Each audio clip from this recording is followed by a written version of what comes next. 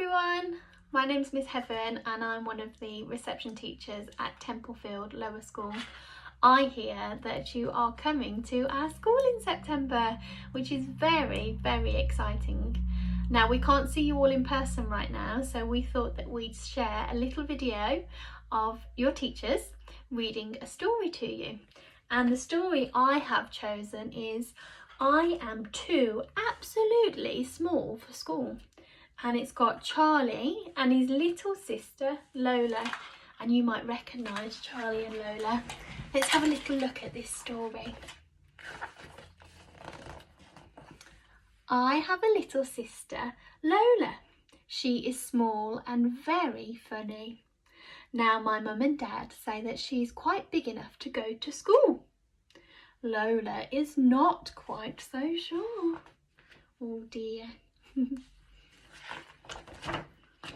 Lola says, I am absolutely not big enough. I am still really quite small. She says, I probably do not have time to school. I am extremely busy doing important things at home. Charlie tells Lola, at school you'll learn to count numbers and how to count to 100. Lola says, I don't need to learn to 100. I already know up to 10 and that is plenty. I have 10 fingers and I also have 10 toes. Shall we count Lola's toes? 1, 2, 3, 4, 5, 6, 7, 8, 9, 10. And I never eat more than 10 biscuits in one go. So 10 is enough. But Lola, Charlie says, what if 11 eager elephants all wanted a treat? How would you count how many 11 would be? Well, says Lola, I'm not quite so sure. And Charlie says, what about learning your letters, Lola? If you know how to write, then you can send cards to people that you like. Lola says, I like to talk on the telephone. It's much more friendly and straight away. But not everyone has a telephone, you know, Lola, Charlie says. Who doesn't have a telephone, says Lola. Father Christmas, I say. You have to write him a special note and post it up the chimney to tell his little helpers your Christmas wish. Otherwise, his little helpers might get your wish muddled up. Oh, I didn't know that, Charlie, said Lola. And Lola, I say, don't you want to be able to read words? Then you'll be able to read your very own books and understand secret messages on the fridge. Lola says, I know lots of secrets and I don't need to read words. I've got all of my books in my head and if I can't remember them, then I just make them up.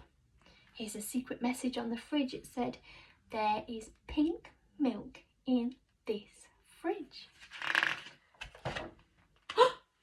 Oh, Lola, I say.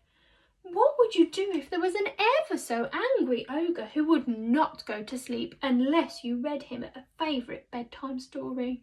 Oh, I don't know, Charlie, said Lola. Then Lola says, I would like to read to an ogre and count up elephants and put notes up the chimney, but I absolutely will not wear a school uniform. I do not like wearing the same as other people. I say, but Lola, you don't have to wear a uniform at our school. At our school, you can wear whatever you like. Oh, says Lola, you wait there. I know exactly what I can wear. We do wear a uniform at our school and it's lovely. I think you're going to look very smart. Well, Lola, Charlie says, that certainly suits you. But you cannot go to school dressed as a crocodile.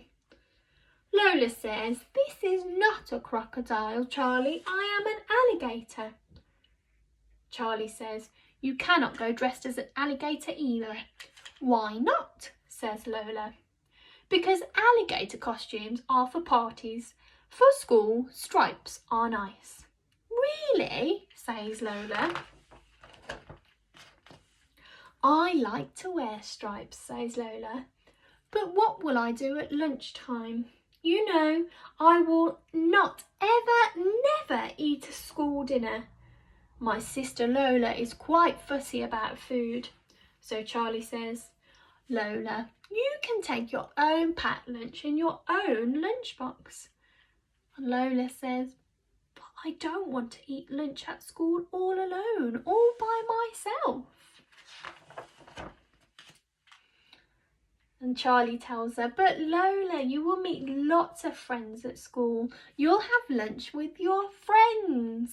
We have lunch with our friends at our school too.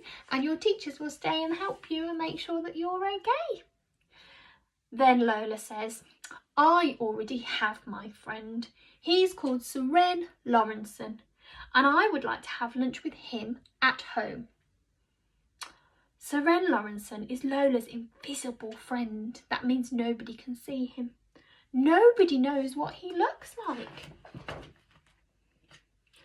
So Charlie explains, well, Seren will have to go to school too.